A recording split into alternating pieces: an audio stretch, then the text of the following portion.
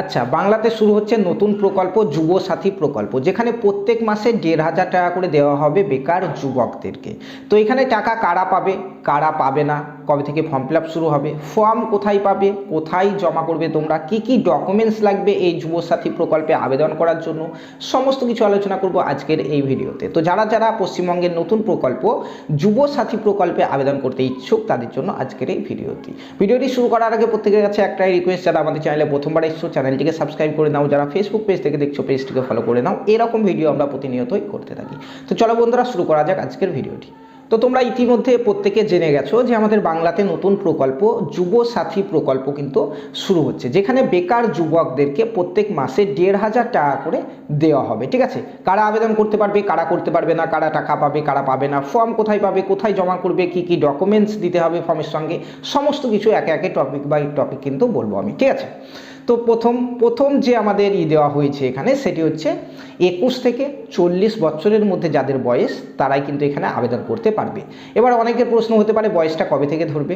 তো জেনারেলি বয়সটা 1 জানুয়ারি থেকে ধরা উচিত, কিন্তু পশ্চিমবঙ্গে অন্যান্য প্রকল্পের ক্ষেত্রে আমরা দেখেছি, যেমন লক্ষ্মী ভাণ্ডারের ক্ষেত্রে ফর্ম জমা নেওয়ার দিন অনুযায়ী কিন্তু বয়স ধরে। এখানে দেখার বিষয় আছে যে বয়সটা কোন দিন থেকে ধরবে। আমাদের যেমন 15 তারিখ থেকে 15ই ফেব্রুয়ারি থেকে ফর্ম জমা নেওয়া শুরু হবে, তাহলে 15ই ফেব্রুয়ারি থেকে বয়স ধরবে নাকি 1 জানুয়ারি থেকে ধরবে, সেটা কিন্তু যখন 15ই ফেব্রুয়ারি প্রথম ক্যাম্প হয়ে যাবে তারপরে আমরা বুঝতে পারবো। ঠিক আছে, এবং 2 নম্বর কন্ডিশন এখানে রয়েছে, যারা মাধ্যমিক পাস করেছো তারাই কিন্তু আবেদন করতে পারবে।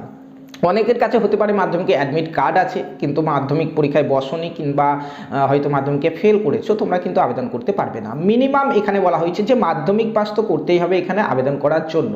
তো মাধ্যমিক পাস, উচ্চ মাধ্যমিক পাস, গ্র্যাজুয়েশন পাস, তুমি যাই বা করে থাকো না কেন, এই প্রকল্পে তুমি আবেদন করতে পারবে। ঠিক আছে, 3 নম্বর পশ্চিমবঙ্গের বাসিন্দা অবশ্যই হতে হবে তোমাদেরকে। ঠিক আছে, এবার হচ্ছে এখানে কারা আবেদন করতে পারবে না কিংবা কারা কারা আবেদন করতে পারবে। যেমন পশ্চিমবঙ্গে অন্যান্য প্রকল্প, যেমন হয়তো কোনো স্কলারশিপ পায় কিংবা পায়, তারাও কিন্তু এখানে আবেদন করতে পারবে, এমনটাই কিন্তু জানানো হয়েছে। শুধুমাত্র যারা কোনো সরকারি চাকরি করে তারা কিন্তু এখানে আবেদন করতে পারবে না। এখানে যারা পশ্চিমবঙ্গে বেসরকারি কোনো সংস্থাতে চাকরি করো তারাও কিন্তু এখানে আবেদন করতে পারবে। একমাত্র সরকারি চাকরি যারা করে তারা কিন্তু এখানে আবেদন করতে পারবে না।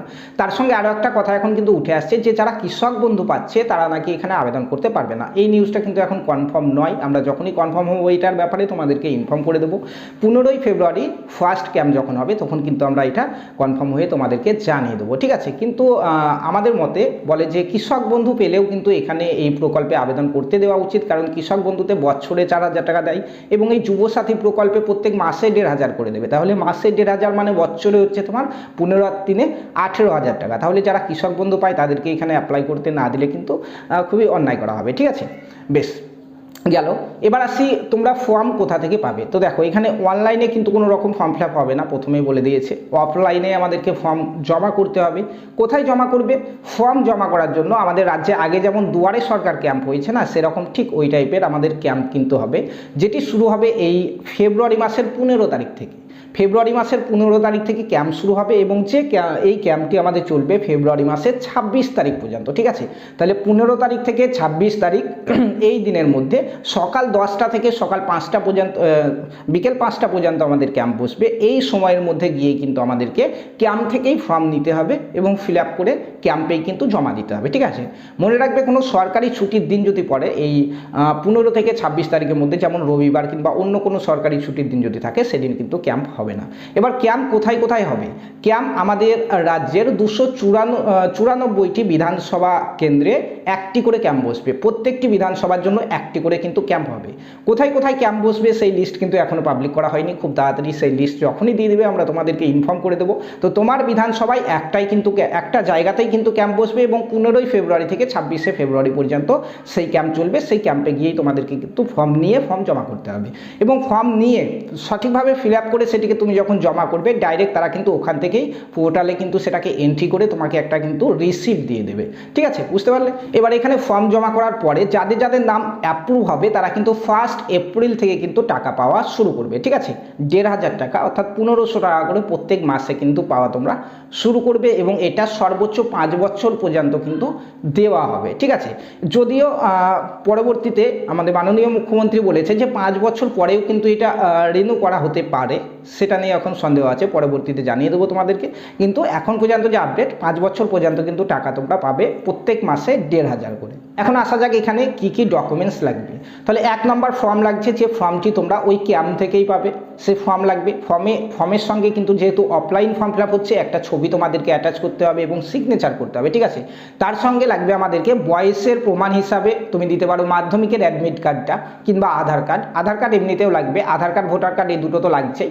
তার সঙ্গে মাধ্যমিকের অ্যাডমিট কার্ড লাগবে এবং মাধ্যমিকের রেজাল্টটা কিন্তু লাগবে, যে রেজাল্ট মাধ্যমিকে যারা পাস করেছো তারা আবেদন করতে পারবে। আচ্ছা, অনেকে প্রশ্ন করেছিলে যে মাধ্যমিক পাস হয়তো অনেকে অন্যান্য থেকে করেছো, তারাও কি আবেদন করতে পারবে? হ্যাঁ, অবশ্যই পারবে। এখানে বলা হয়েছে মাধ্যমিক কিংবা সমতুল্য পরীক্ষা, মাধ্যমিকের সমতুল্য যে কোনো পরীক্ষায় তুমি যদি পাস করো তাহলে এখানে আবেদন করতে পারবে। তাহলে আধার কার্ড ভোটার কার্ড আমাদের লাগছে, মাধ্যমিকের অ্যাডমিট কার্ড, মাধ্যমিকের রেজাল্ট লাগছে আমাদের, আর এর সঙ্গে একটা সেলফ ডিক্লারেশন ফর্ম থাকতে পারে, ঠিক আছে। এখন পর্যন্ত এতটা আপডেট রয়েছে, যদিও এখন পর্যন্ত অফিসিয়ালি নোটিশ আউট হয়নি। যখন অফিসিয়ালি নোটিশ আউট হয়ে যাবে তোমাদেরকে সবার আগে আমরা ইনফর্ম করে দেবো, এবং যখনই ফর্মটা অফিসিয়ালি আউট হয়ে যাবে তোমাদেরকে আমরা পিডিএফ আকারে দেবো, পাশাপাশি সঠিক নিয়মে নিজে নিজে কীভাবে ফর্মটি ফিল আপ করবে সেটিও কিন্তু তোমাদেরকে দেখিয়ে দেবো।